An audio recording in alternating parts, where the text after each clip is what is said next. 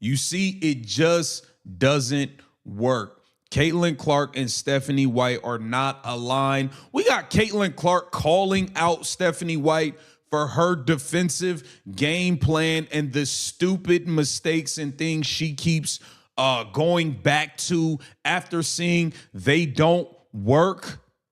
We got to get into it, man. Welcome to Keep the Vision. Make sure you like, comment, subscribe, share the channel, hit that bell notification, hype the video. That'd be greatly appreciated. As always, we got to get right into things. So we know the Indiana Fever took a disgusting loss to the Atlanta Dream in Caitlin Clark's sneaker debut day. The Indiana Fever are actively fracturing from the inside out, and the pristine, corporate facade the front office has been desperately trying to maintain is officially crumbling in front of the international media. If you thought the tension behind the scenes was just standard locker room friction, you are entirely mistaken. We are witnessing a massive, highly public ideological war between a generational superstar possessing an elite basketball IQ and a stubborn head coach who absolutely refuses to adapt her broken system. Caitlin Clark is officially tired of covering for the incompetence of the sideline, and she just took to the podium to ruthlessly expose exactly why the Indiana Fever are bleeding out on the defensive end of the floor. You are locked into the absolute most unfiltered basketball analysis on the internet. Smash that subscribe button, hit the like, and let's dive directly into the toxic power struggle currently tearing Indianapolis apart.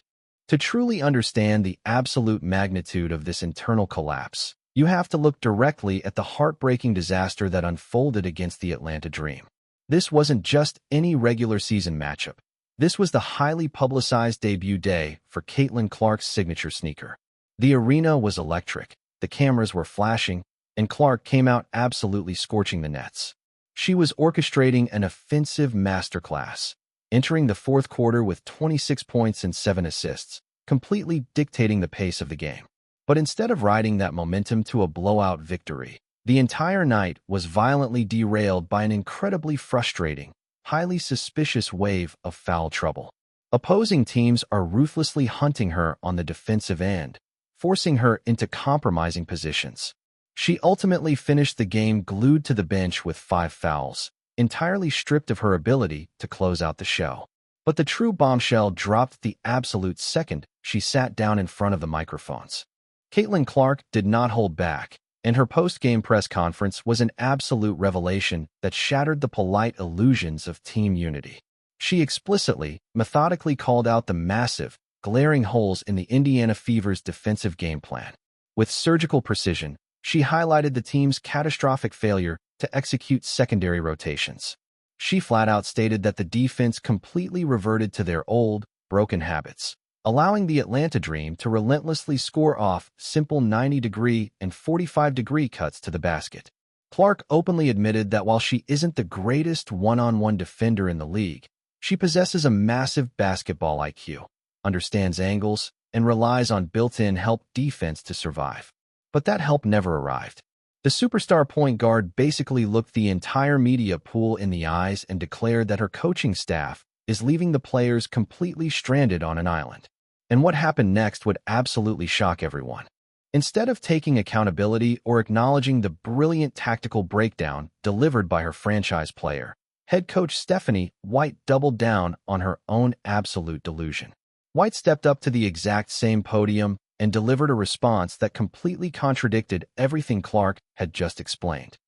In a game where she was absolutely going off 26-7 going into the fourth quarter, and then she finishes the game with 26-7 due to foul trouble. Now, why is Caitlin Clark in foul trouble? Obviously, teams are hunting her, trying to get her in foul trouble, going at her at every opportune moment. But Caitlin Clark addressed the fact that nobody is helping on defense. We went right back to the things that we went to versus the Portland Fire, the Golden State Valkyries, why this team was losing defensively. And Caitlin Clark is calling it out and letting it be known, yo, Stephanie White, this defense is whack. This don't work. White entirely dismissed the concept of broken rotations or systemic failures, aggressively claiming that the only problem was the team's pure one-on-one defense. She stubbornly insisted that her players simply failed to guard their yard, complaining that the defenders waited until the opposing players caught the ball before applying pressure. Let's translate exactly what that means. The head coach is outright refusing to admit that her defensive scheme is fundamentally broken. Rather than designing a modern, interconnected defense that provides weak side help and forces turnovers, White expects 5 individuals to play isolated, chaotic defense against the most talented athletes on the planet. The disconnect is not just alarming, it is terminal. But the most terrifying aspect of this coaching failure is that we have seen this exact same nightmare play out multiple times this season. The humiliation against the Atlanta Dream was not an isolated incident. Just look back at the absolutely brutal, catastrophic losses the Fever suffered against the Portland Fire and the Golden State Valkyries. We are talking about brand new expansion franchises, teams that were literally assembled months ago, completely dismantling the Indiana Fever. Those expansion teams watched the game film, recognized that Stephanie White's defense is completely devoid of secondary rotations, and violently exploited the gaps. They sent slashers downhill, knowing absolutely no one was going to step into the paint to stop the bleeding. White watched her team get utterly embarrassed by expansion rosters, yet she actively chose to run the exact same, miserable defensive playbook against Atlanta. It is the definition of coaching insanity. The absolute refusal to protect her players extends far beyond the X's and O's on the whiteboard, bleeding directly into how White manages the flow of the game itself. Let's talk about the phantom foul phenomenon that is actively destroying Caitlin Clark's rhythm. Throughout the season, Clark has been tagged with incredibly questionable, soft fouls that instantly send her to the bench and completely stall the Fever's offensive engine. In the loss to Portland, and again against Atlanta, Clark was hammered with highly suspect whistles while playing perfectly sound defensive positioning. Yet, Stephanie White stands on the sideline with her arms crossed, absolutely refusing to throw the challenge flag. A head coach's primary responsibility is to go to war for their superstar. Throwing a challenge on a phantom foul isn't just about saving a possession. It is about sending a violent, undeniable message to the officials and the league that you will not allow your generational talent to be targeted. White's silence on the sideline borders on active sabotage. The consequences of this coaching malpractice are actively destroying what was supposed to be a historic, legacy-defining season. Caitlin Clark was universally projected to go on a massive, scorched earth MVP run in 2026. She is currently putting up staggering video game numbers, ranking top 5 in the WNBA in both scoring and assists. But if you look at the current MVP prediction markets, her chances are completely collapsing. Why?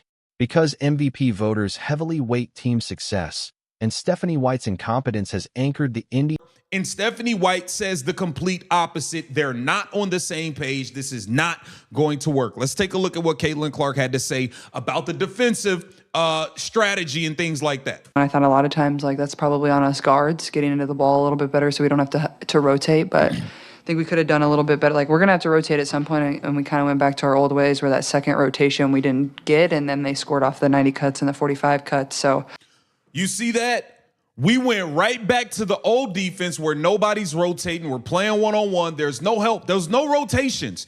Now watch Stephanie White. Stephanie White isn't going to mention this. Stephanie White is going to talk about how they Indiana Fever to a mediocre 9-6 record, trapping them in 7th place. While Clark is bleeding out in a broken system, her rivals are absolutely soaring. Aya Wilson is currently torching the league, averaging an unbelievable 26 points and 9 rebounds, while leading the Las Vegas Aces to the top of the standings. But the MVP nightmare doesn't stop in Las Vegas. The media narrative is actively shifting away from Indianapolis and shining the spotlight directly on Paige Bueckers and the Dallas Wings. Bueckers is widely considered a massive threat to steal the MVP trophy, heavily credited for turning around a Dallas franchise that finished 10-34 last season. And even terrifyingly, rookie sensation Olivia Miles is rocketing up the prediction boards, capturing the attention of voters who are desperate for a new storyline.